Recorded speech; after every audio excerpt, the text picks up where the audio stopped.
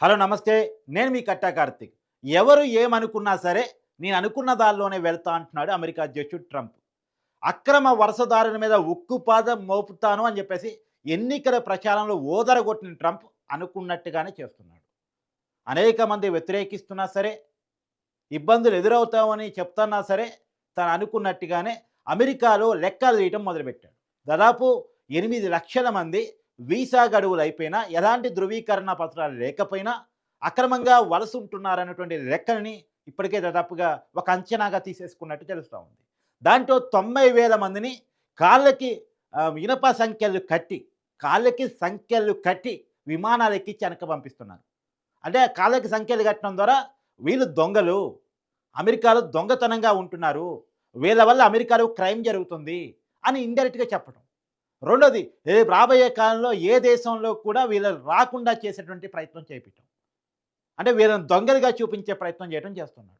దాదాపు భారతీయులు కూడా దాదాపు 90,000 మంది అంటే దాదాపుగా అక్రమ వలసదారులు ఉన్నట్టు ఇప్పటికే గుర్తించి వాళ్ళని కూడా తిప్పి పంపిస్తున్నట్టు తెలుస్తా ఉంది. సరే, భారత ప్రభుత్వం కూడా సహకరిస్తానని చెప్పింది. అక్రమ వలసదారులు ఉంటే వాళ్ళని కొద్ది పద్ధతిగా పంపించండి. వాళ్ళని జైల్లో పెడతాను, కేసులు పెడతాను, ఇబ్బందులు పెడతానని కాకుండా అక్రమ వలసదారులు ఎవరైతే ఉన్నారో వాళ్ళని గుర్తించి వెనక్కి పంపండి. మేము రిసీవ్ చేసుకోవడానికి సిద్ధంగా ఉన్నామని చెప్పేసి భారత విదేశాంగ చాలా క్లియర్‌గా చెప్పింది. ఇప్పటికి ఒక లెక్క ప్రకారం, అమెరికన్ స్టడీస్ ప్రకారం 2023లో వీసా అయిపోయినప్పటికీ కూడా, అంటే చదువుకోవడానికి వెళ్ళి వీసా గడువు అయిపోయినప్పటికీ కూడా ఇంకా అక్రమంగా అక్కడే ఉంటున్నటువంటి వాళ్ళు ఒక 7,000 మంది భారతీయ విద్యార్థులు ఉన్నట్టు గుర్తించారు. ఆ 7,000 మంది పంపిస్తే రిసీవ్ చేసుకోవడానికి మేము సిద్ధం అని చెప్పేసి భారత విదేశాంగ మంత్రి చాలా క్లియర్‌గా చెప్పేసింది. 7,000 మంది కాదు, ఇంకెవరున్నా సంఖ్య ఎంతున్నా మీరు పంపించండి, మేము రిసీవ్ చేసుకుంటామని భారత విదేశాంగ శాఖ చెప్పింది. ప్రధానంగా ఇక్కడ మనం చాలా క్లియర్ విషయాన్ని మనం ఒప్పుకొని తీరాలి, మాట్లాడుకొని తీరాలి.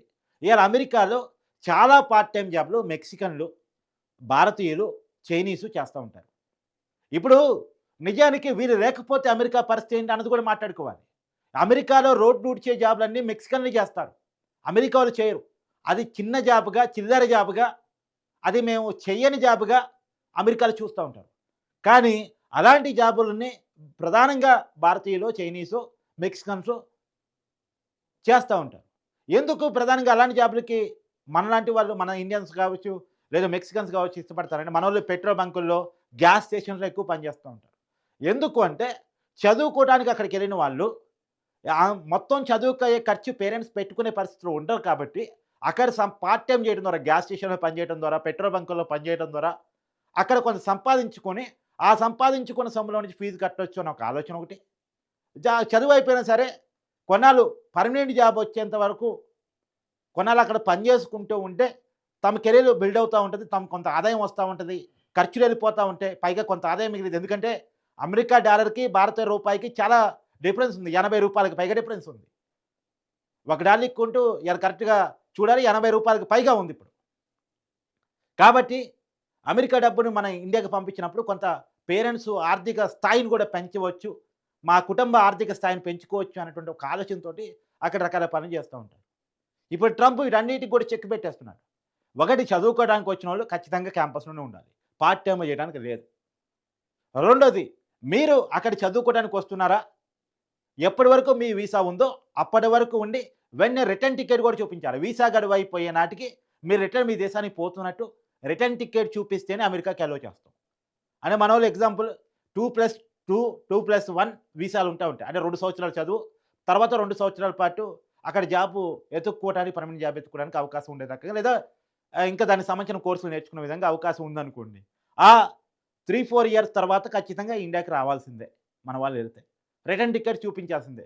అక్కడే సెటిల్ అవుతాం, అక్కడే ఉద్యోగాలు ఎతుక్కుంటామంటే కుదరదు అనేది అమెరికా ప్రెసిడెంట్‌గా ఎప్పుడు ట్రంప్ చెప్తున్న మాట. గతంలో అవకాశం ఉండేది, ఇప్పుడు అవకాశం ఇవ్వను అని చెప్తున్నాడు. దానికి కారణం ఏందంటే అమెరికాలో ఉన్న అవకాశాలు అమెరికా వాళ్ళకే దక్కాలి. అమెరికా ఇది ఫస్ట్. Americans first. ఇప్పుడు దాదాపు అమెరికాలో 20,00,000 మంది నైపుణ్యులు సంవత్సరానికి కావాల్సొస్తే ఆ మేరకు అమెరికాలో ఉన్నారు. కానీ వాళ్ళంతా ఉద్యోగాలు లేక మిగతా దేశాల వాళ్ళే అవకాశాలు ఆక్రమించుకోవడం ఫలితంగా నిరుద్యోగులుగా ఉన్నారు. అమెరికాలో టెక్నికల్, నాన్ టెక్నికల్ పీపుల్ నిరుద్యోగులుగా ఉన్నారు. బికాజ్ ఆఫ్ భారతీయులో, చైనీసో వీళ్ళ వల్ల వీళ్ళు ప్రధానంగా అవకాశాలు కొట్టేయటం ఫలితంగా అమెరికా వాళ్ళకి ఉపాధి అవకాశాలు రావట్లేదు అనేటువంటిది అక్కడ స్టడీస్ చెప్తున్నమాట. ట్రంప్ ప్రధానంగా వాదిస్తున్నమాట. కానీ ఇక్కడ ఏ నిజానికి ఆ నిజాన్ని ఒప్పుకొని తీరాలి. ఏ దేశమైనా ఆ దేశం వాళ్ళకి అవకాశాలు రావాలి అని ఆలోచించడం తప్పేం కాదు. కరెక్టే. కానీ అమెరికా ఆలోచించడంలో మాత్రం కొంత తప్పు కనపడుతూ ఉంటది. ఎందుకంటే ప్రపంచంలో ఎక్కడ మంచి మానవ వనరులున్నా, టెక్నికల్ పీపుల్ ఉన్నా, సమర్థత ఉన్న పీపుల్ ఉన్నా, వాళ్ళని ఎత్తుకొని పోయి అవకాశం ఉన్న చోట పని చేపించుకోవాలన్న ఒక పాలసీని ప్రపంచానికి పరిచయం చేసింది అమెరికానే. ఇయాల అమెరికాలో మెడికల్ ఫీల్డ్ చూడండి, ఫార్మా ఫీల్డ్ చూడండి, టెక్నికల్ ఫీల్డ్ చూడండి, మొత్తం గూడా భారతీయుల పాత్ర చాలా కీలకమైంది. నేను ఉట్టిగా ఏం చెప్పట్లేదండి. పేర్లతో సహా చెప్తాను. మైక్రోసాఫ్ట్ సీఈఓ ఎవరండి? సత్య నాదెళ్ల భారతీయ సంతతికి సంబంధించిన వ్యక్తి కాదా? గూగుల్ సీఈఓ ఎవరండి? సుందర్ పిచాయ్ భారతీయ మూలాలున్న వ్యక్తి కాదా? ఎందుకు ఇయాల భారతీయ మూలాలున్న వ్యక్తులు అమెరికా కంపెనీస్‌లో సీఈఓ స్థాయిలో ఉన్నారు? ఇంకా చెప్పొచ్చు. ఆపిల్ ఆపరేటింగ్ సీఈఓగా ఉన్నటువంటి ప్రియా బాలసుబ్రహ్మణ్యం గారు. ఇలా అనేక పేర్లు నేను చెప్పొచ్చు కాక. ఎందుకు మన వాళ్ళే హయ్యర్ స్థాయిలో ఉన్నారు? మన టెక్నాలజీ అలాంటిది. మన వాళ్ళ చదువు, మన కెపాసిటీ అలాంటిది. మన సమర్థత అలాంటిది. సమర్థత లేకుండా అమెరికా కంపెనీని మన సీఈఓగా పెట్టుకో కదా! మనం ఆ స్థాయికి వెళ్ళం కదా!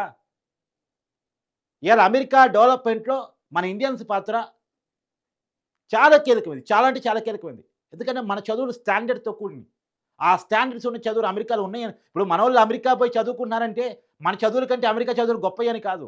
అక్కడ చదువు పేరుతో వెళ్ళి సెటిల్ కావచ్చు. అక్కడే జాబ్ కొట్టుకోవచ్చు.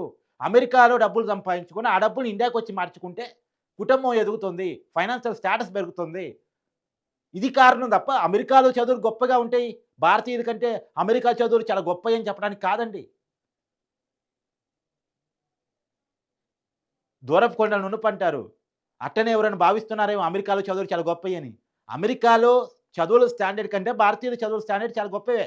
సరే, ఈ మధ్య కాలంలో కార్పొరేట్ విద్య వచ్చిన తర్వాత కొంత మన స్టాండర్డ్స్ తగ్గినయిలే కానీ, మార్కులు, ర్యాంకులే కొలమానంగా చదువులు మారిపోయినయిలే కానీ, మన స్టాండర్డ్స్ ప్రాక్టికల్ స్టాండర్డ్స్. ఈ ఎల్‌పీజీ సిస్టమ్ వచ్చిన తర్వాత, గ్లోబలైజేషన్ కల్చర్ వచ్చిన తర్వాత, కార్పొరేటీకరణ వచ్చిన తర్వాత మన స్టాండర్డ్స్‌లో తేడా వచ్చింది గానీ, ఒకప్పుడు మన స్టాండర్డ్స్ చాలా గట్టివి. ఇవాళ ప్రపంచాన్ని ఏలుతుంది భారతీయుల మేధస్సే. ఇవాళ అమెరికా అంత టెక్నాలజీలో ఎదిగిందంటే కారణం భారతీయుల మేధస్సే. మనం ఉపయోగించుకోలేకపోయాం, వాడు ఉపయోగించుకున్నాడు, అంతే తేడా. సరే, దీన్ని మళ్ళా కింద కామెంట్ ఎవరైనా పెట్టొచ్చు. మన వాళ్ళు మనకాడ ఆగిపోతే వాళ్ళ మేధస్సు మనకే ఉపయోగించుకుంటే మంచిదే అనొచ్చు. మరి ఉపయోగించుకునే పరిస్థితులు మన ప్రభుత్వాలు ఉన్నాయా లేదా అనేది పాయింట్ ఇక్కడ. సరే, ఏది ఏమైనా ఒకటి వాస్తవం, మన వాళ్ళని వెనక్కి పంపిస్తున్నాడు. మన వాళ్ళనే కాదు, అక్రమ వలసలందరినీ కూడా వెనక్కి పంపించేస్తున్నాడు.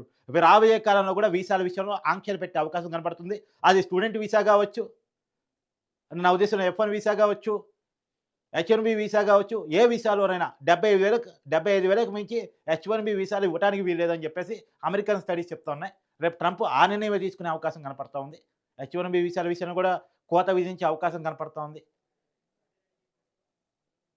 స్టూడెంట్ విషయంలో కూడా మీరు చదువుకోవడానికి వస్తే చదువుకొని అన్నీ వెళ్ళిపోండి. చదువుకోవడానికి వచ్చిన వాళ్ళు కూడా బయట పార్ట్ టైమ్‌లు చేయొద్దు.